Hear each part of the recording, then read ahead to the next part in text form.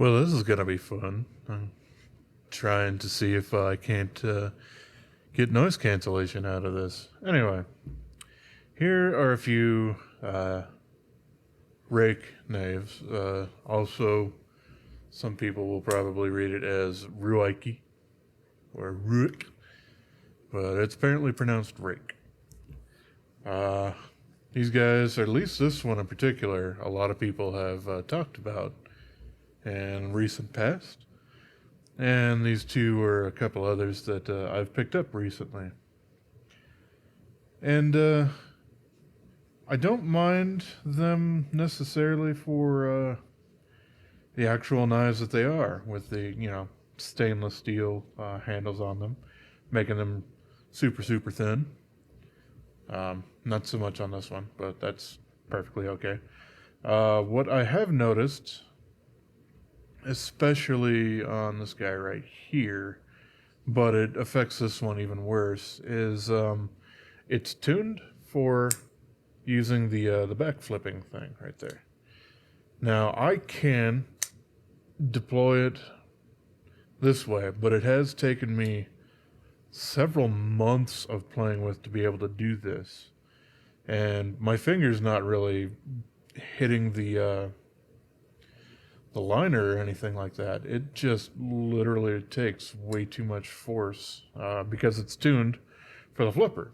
The problem with this guy is that, for one, it's even more difficult. You have less access to the thumb stud, and there is no flipper tab on there.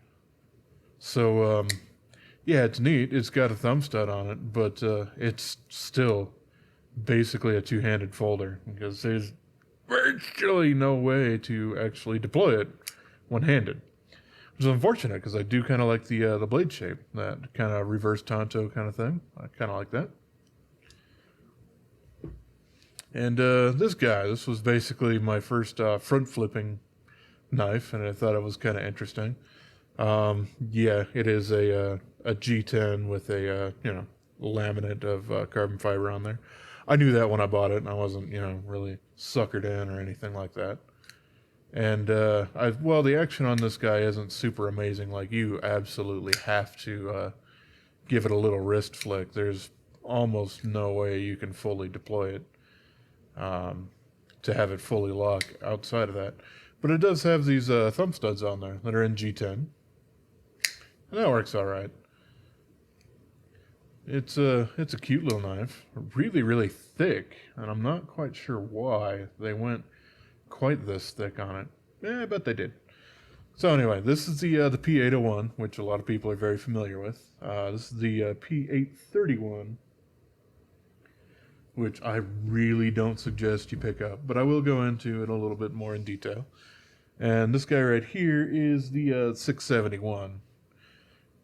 Now, they both, or all of them, do have, well, I guess one of them doesn't. These two guys have, the folded over deep carry clips. This one's, obviously matches the blue hardware of the thumb studs and the pivot collar there. This one's got a little bit of billboarding on the pocket clip there. But I generally don't mind that all that much, as long as it's not super brash and in your face like some SOG knives have been in the past.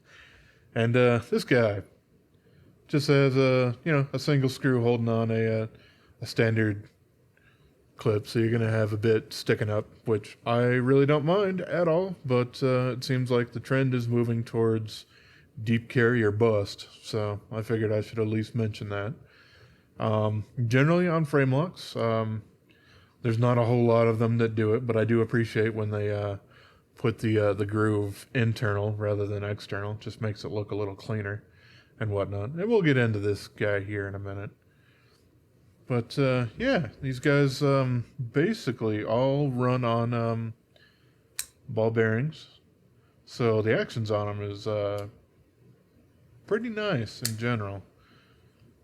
Surprised I can actually do that. The first time I tried to deploy this guy with the thumb stud, I actually pushed hard enough that my fingernail, or my thumbnail actually came up from the nail bed probably about like a quarter to a third of the way up the nail. It was incredibly painful.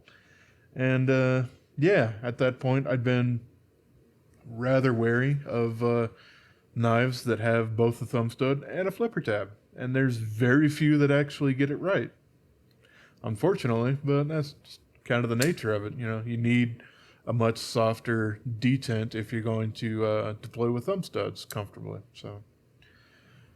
So yeah, I believe all of these guys are in 14C 28N. Looking at my notes, yep, yes, they are. I could probably just look at the blades. Yeah, there you go. There's 14C 28N down there, along with, you know, the designer's thing and the particular model number, and who knows what that is, and then probably a model, an inventory number for them or something. Yeah, a lot of Chinese manufacturers end up doing that with their knives and just plastering a whole bunch of you know, useless numbers on them. It happens. Oh well. Like I said, it really doesn't bother me all that much because I'm not really looking for anything to be, you know, incredibly clean and pristine and crisp. I'm just looking for something that works. Okay, so yeah, these guys aren't the lightest things in the world. Obviously, these guys, because they're in stainless steel. So yeah, we got like 4.2 ounces for this guy over here, and this one's a little bit less at 3.31 ounces, but it does have you know, a little bit of extra milling going on there to give it a little bit more contour, so it's not just a giant block like this guy. It's not to say that this guy isn't super comfortable. In general, I do like it quite a bit. It fits in the hand quite well. I do have a problem with this flipper tab and the fact that it leans down. So when I actually grip the full thing and get my thumb there, you can see it's digging in something vicious into my index finger there. And it's something that they could change probably a little bit of, you know, having it go a little bit more straight out rather than curving up like they did.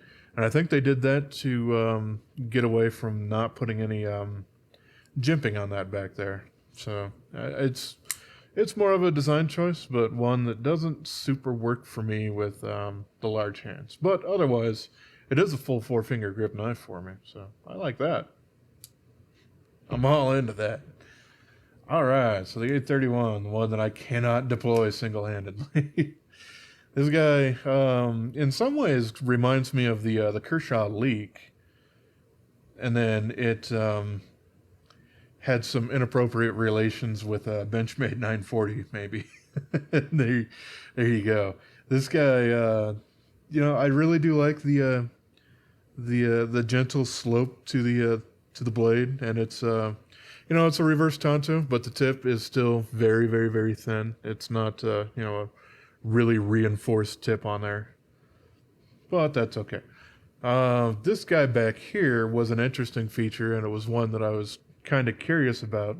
I've seen a couple other manufacturers do it, but this essentially is a frame lock, so you can put it that way, and then it prevents the frame from actually disengaging the blade. So it's a secondary level of protection in case you're, you know, doing something crazy like doing some scraping that might cause your hand to fold this guy up or something like that. It's kind of a neat idea, and it's implemented rather well. I mean, it's nice and clicky. The action on it is quite nice. It doesn't feel bad or anything, and it works really well when the knife is deployed. So I really don't have any complaints with that particular feature of it, but the fact that this is a two-handed opening knife, just without even having, you know, a convenient way to actually do so. There's no fullers or heaven forbid, a nail nick or whatever. You just have to pinch the blade and roll it open. I'm thinking possibly I could fully take this apart and try to shove the detent ball further into the frame lock.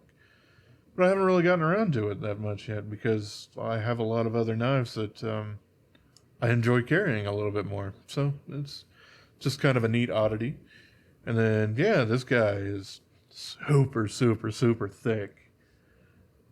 I mean, we're talking like, well, I suppose it's thick for the size of it because it's 0.575 of an inch thick. But when you have a blade that's well under 3 inches, it's a little silly.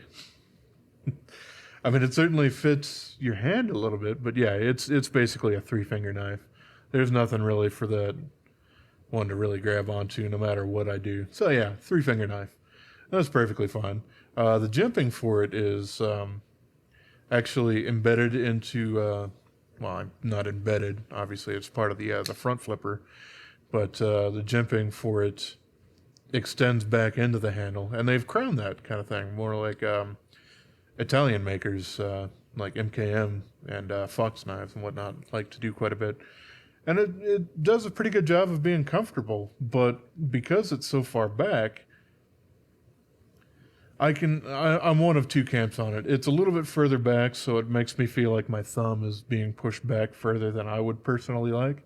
But if they jimped it out there, well, then you really do only have like about 1.5 inches out there at the blade that's not being blocked by, you know, um, your giant thumbs. So there's that. This guy is pretty interesting overall. The deep carry clip on this thing isn't super bad. There is a little tiny bit of a hot spot there, but it's by far not the worst thing I've ever experienced. So it's pretty comfortable in the hand. I have noticed there's a little bit of, I wouldn't really call it lock rock necessarily, but when you first disengage the lock, you can actually feel, if you push directly down on the liner, or if you're actually squeezing it, you can feel it move a little bit.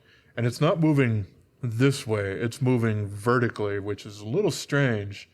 I don't really have any vertical or horizontal blade play out of it, so I'm not really worried necessarily about, the integrity of the knife, but it is a little strange overall. Alrighty, well, we can go ahead and jump into taking a little bit closer look on the inside of these guys here. As most knives, you got T6 hardware, T8 in the pivot, so there you go. And you can actually remove these whole thumb stud hub thing on this guy, which is interesting if you really like the front flipping action. Unfortunately, this is not the knife with the nicest front flipper on there, so I would suggest you keep them on. And it is interesting that they do run proud of the blade there, so that's just, it is what it is.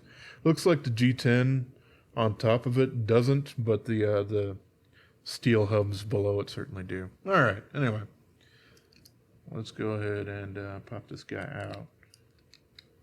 More often than not, with a lot of these knives, you do have to remove the pocket clip because a lot of times they're mounted into into the liners and whatnot. And it seems to be the case with this guy as well here. So we got one screw here in the back.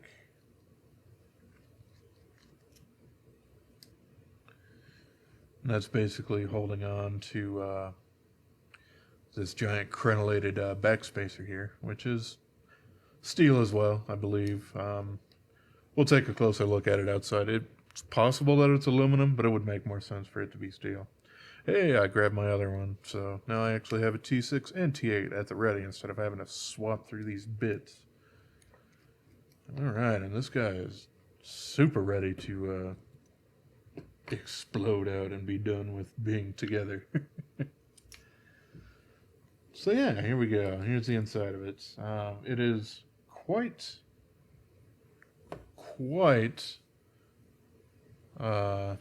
skeletonized. That's the word I'm looking for. It's got quite a few, like even on the liner side, And this is what I'm talking about, where because this gap is so large, it does have an easy ability to have some vertical play there.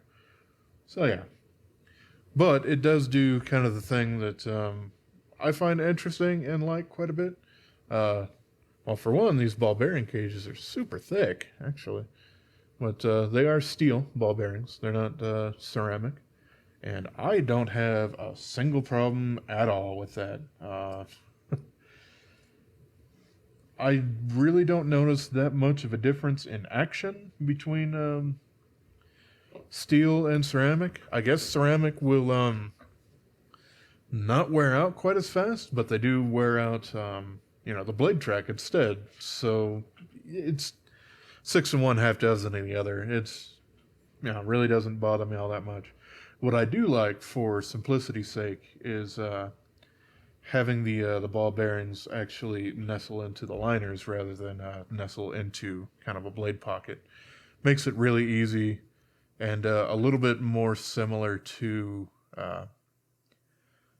washer knives, where you can easily, once you get the pivot out, remove the blade and shove it back in place, and you don't actually need to take absolutely everything apart. Yep, that's just kind of a personal preference sort of thing.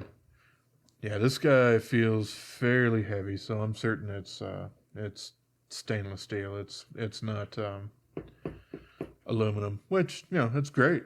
It's a giant, good old sturdy chunk of steel. So yeah, it does a pretty darn good job of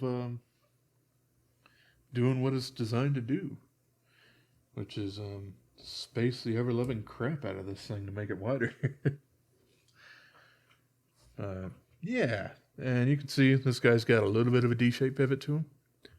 It's not all the whole way, just that little keyed area there, which a lot of companies end up doing, and it's fine. Looks like the keyed area is for the liner side there. That means that the pivot needs to go in over on this side. You can't really swap it around if you do like to do that.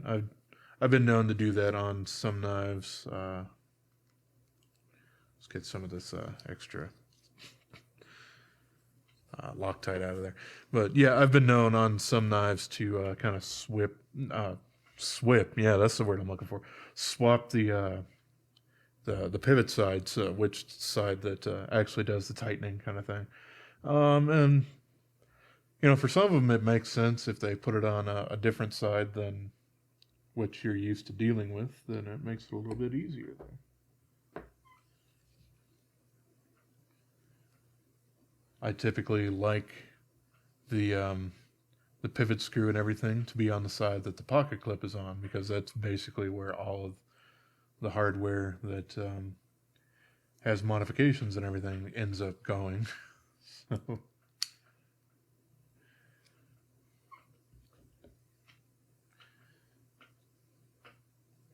alright, I will turn this guy a little bit here.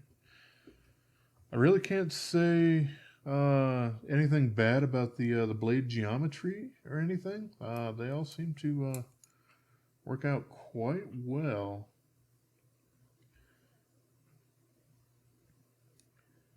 They cut quite nicely. The 14C28N acts basically the way that I would assume that it should.